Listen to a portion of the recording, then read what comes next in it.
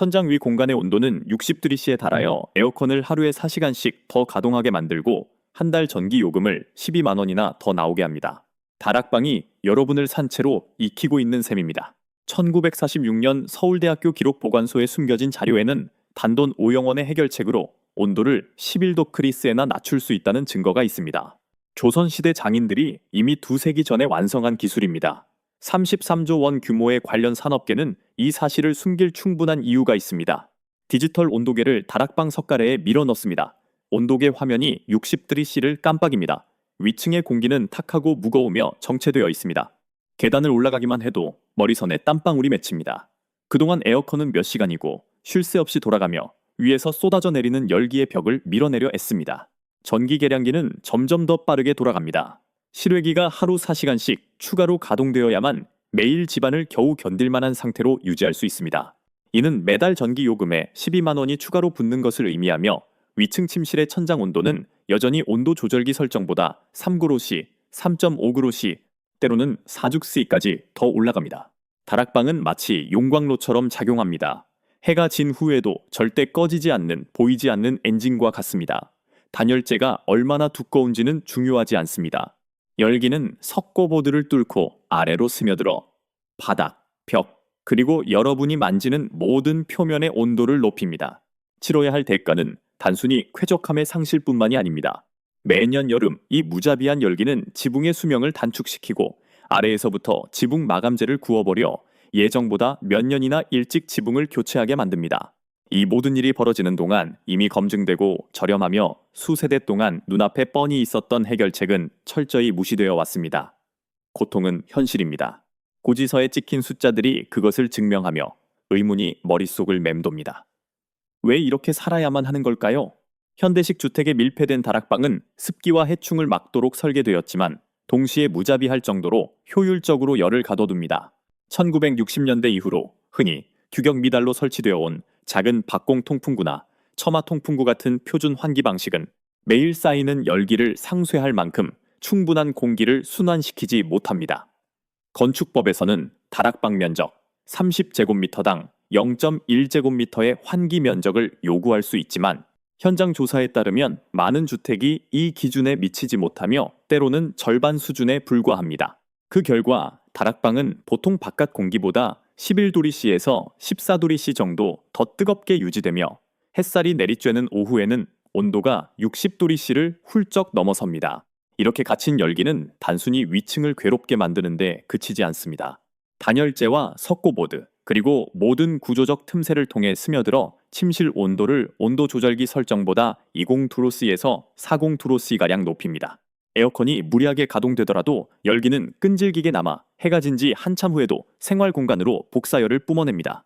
이러한 지연 현상 때문에 각 가정은 해가 진 후에도 더위가 식지 않아 불필요한 냉방비를 지출하게 됩니다. 그 결과는 단순히 불쾌함에서 끝나지 않습니다. 한국에서 가장 흔한 지붕 마감재인 아스팔트 싱글은 데크 최고 온도가 약 70도를 견디도록 설계되어 있습니다. 온도가 그 이상으로 올라가면 접착제가 녹아 제 기능을 잃고 표면 입자가 떨어져 나가며 지붕의 노후화가 2배로 빠르게 진행됩니다. 제조업체의 테스트 결과에 따르면 70°C가 넘는 다락방 온도에 반복적으로 노출될 경우 지붕재의 수명이 30년에서 단 15년으로 반토막 납니다. 그럼에도 건축업계는 이론상으로만 그럴듯하고 실제로는 효과가 없는 환기 비율을 고수하며 똑같은 방식으로 집을 짓고 이른 지붕 교체 비용과 걷잡을 수 없는 냉방비 부담을 고스란히 집주인에게 떠넘기고 있습니다. 진짜 문제는 단순히 다락방의 설계에만 있는 것이 아닙니다. 수세대에 걸쳐 기록되었지만 주류 건축업자들에게 외면받아 온, 검증되고 저렴한 대안으로부터 배우기를 거부하는 태도에 있습니다. 건축가 김민수 씨가 가족 농장의 지붕선 아래에 서서 용마루에 얹혀있는 낡은 나무 환기탑의 윤곽을 따라 손을 움직입니다. 이것이 바로 엔진입니다. 전선도 선풍기도 없이 그저 각진 환기창과 상승 기류를 위한 통로가 있는 빈 상자일 뿐입니다. 뜨거운 태양이 내리쬐면 다락방의 공기가 가열되고 팽창하여 위로 솟구칩니다. 숨막히는 다락방과 더 시원한 외부 공기 사이의 온도 차이가 기압차를 만들어냅니다. 가벼워진 뜨거운 공기는 환기탑의 열린 통로를 밀고 나가며 현장 테스트 결과 분당 8세제곱미터의 속도로 빠져나갑니다. 빠져나간 빈자리를 채우기 위해 아래에서 더 시원한 공기가 밀려 들어옵니다. 그 결과 일정한 눈에 보이지 않는 기류가 형성되어 밀폐된 지붕에 비해 다락방 온도를 7도, C1에서 8도, C1까지 낮출 수 있습니다. 한국의 전통 건축 장인들은 1820년경부터 이러한 환기 구조를 사용하기 시작했습니다. 1845년 무렵에는 이 설계가 건축 일지와 가문의 구전을 통해 전국 각지로 퍼져나갔습니다. 이 원리는 200년이 지난 지금도 변함이 없습니다. 농업회보와 건축 매뉴얼에 기록되어 있고 매년 여름 실제 농장에서 그 효과가 입증된 이 연돌 효과는 순수한 물리학입니다. 김민수 씨의 시연은 단순한 이론이 아닙니다.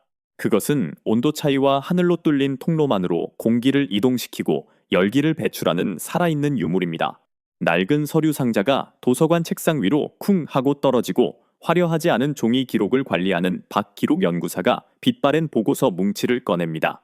표지에는 현대식 단열재가 나오기 수십 년 전의 날짜와 대학교 직인이 찍혀 있습니다. 그녀가 1943년에 차트를 펼칩니다. 부산대학교 연구시설의 자료입니다. 다락방 환기탑을 설치한 후 기록된 온도 하락폭은 8그레시에서 11그레시에 달했습니다. 단순한 이론이 아니라 실제 사람들이 생활하는 주택 위층에서 측정한 결과입니다. 이 숫자들에는 파란색 연필로 동그라미가 쳐져 있습니다. 이는 자연 냉방이 헛된 희망일 뿐이라고 주장했던 모든 건축업자들에 대한 무언의 꾸짖음입니다. 또 다른 보고서는 1946년 서울대학교의 자료입니다. 경기도의 한 농가에서 진행된 현장 테스트입니다. 똑같이 뜨거운 여름 햇볕 아래서 다락방에 환기탑을 설치한 것만으로 온도가 8그레스에서 11그레스이나 더 낮아졌습니다. 이 문서들은 에너지 요금이 치솟고 에어컨이 기하급수적으로 늘어나는 동안에도 서울대학교 기록보관소에서 먼지를 뒤집어 쓴 채 수년 동안 방치되어 있었습니다. 박 연구사는 여백을 두드리며 이것이 소문이 아니라 실제로 측정되고 출판되었으나 묻혀버린 증거라고 강조합니다. 그동안 한국은 과거의 효과를 따라가지도 못하는 기계식 장치에 막대한 비용을 쏟아부었습니다. 원단 가게에서 영원이면 살 수 있는 가공되지 않은 면 1,001조각을 다락방 용마루를 따라 고정하는 것만으로도 집안의 전체 열 공식을 바꿀 수 있습니다. 설치에는 반나절이면 충분합니다. 용마루 길이에 맞춰 천을 자르고 지붕 꼭대기 아래에 헐렁하게 타카로 박은 뒤 공기가 이동할 수 있도록 좁은 틈을 남겨두면 됩니다.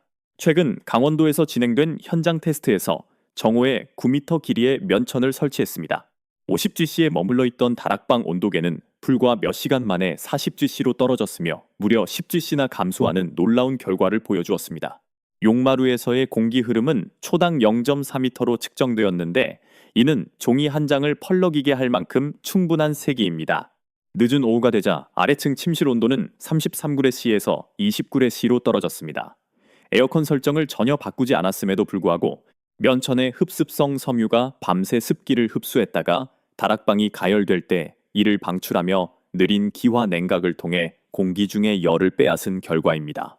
샌드위치 하나 값으로 다락방과 생활공간의 온도를 측정 가능하고 반복적으로 낮출 수 있다는 결과가 증명되었습니다.